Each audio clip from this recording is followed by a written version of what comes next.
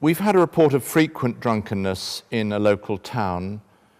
What options are available to local residents to deal with these issues, and what enforcement activity can the public expect from the police?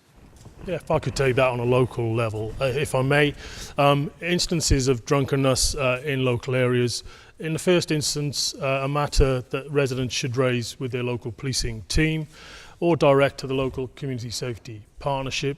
We have CSPs across Devon, most of whom employ a community safety manager in that role, and they very much coordinate antisocial behaviour legislation escalation process and any issues relating to drunkenness, specifically around licensed premises. I could give numerous examples where our policing of problem licensed premises is seen to be effective. I could give numerous examples of where we have prevented, for want of a better word, not raves, but legal events taking place that we felt would be detrimental to the local community, and there was one in Mid-Devon only a few weeks ago. And then there is other legislation available to us in relation to nuisance drinking in public areas. The antisocial behaviour legislation is due to change over the next month or so. Our officers are currently undergoing training in the new legislation, which brings together existing legislation under one umbrella, really.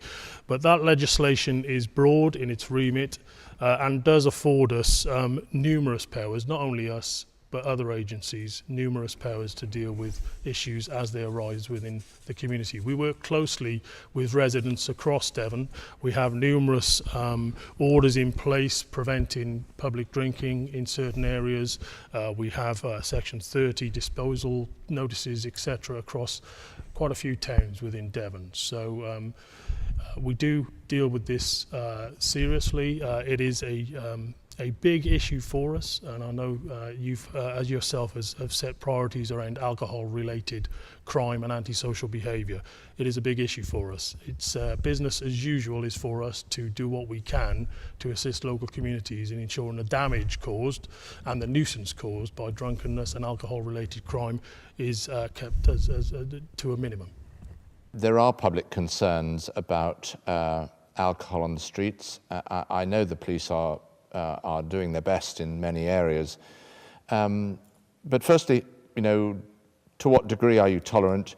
And also, do you see a widespread use of drink banning orders and late night levies and early morning restriction orders? Are you party to supporting those issues, or do you leave that to local authorities and licensing authorities? I think with regards to the legislation around police powers to disperse, etc., I think we are quite robust in relation to that, and there are numerous examples as to where that legislation is used across the county.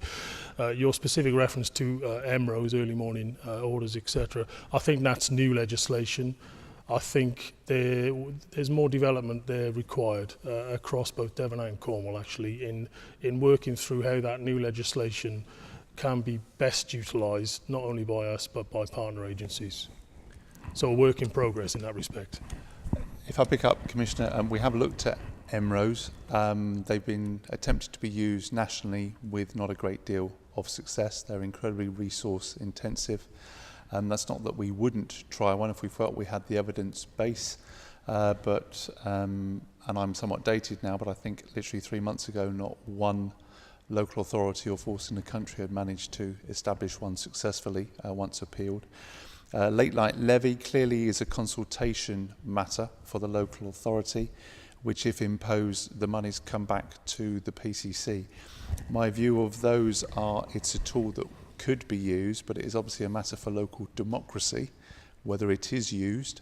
And if those monies do come back, very clearly, I know it's your view, Commissioner, and mine, that it should be used to deal with the issue of drunkenness in the community, not to soften the coffers of wider policing.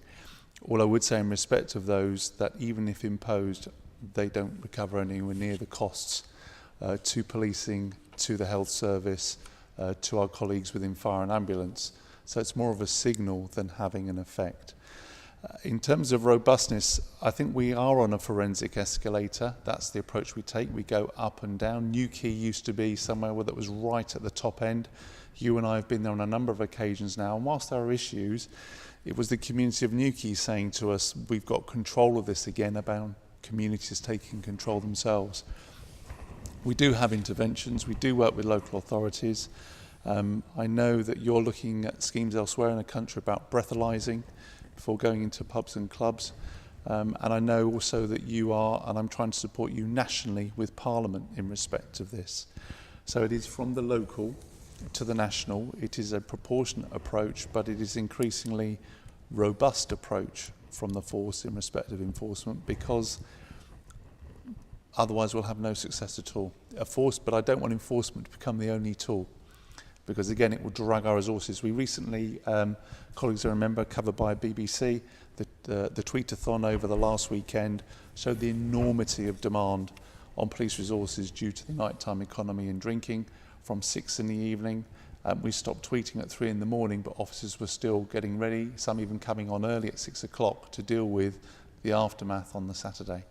It is a real issue for this force and wider society.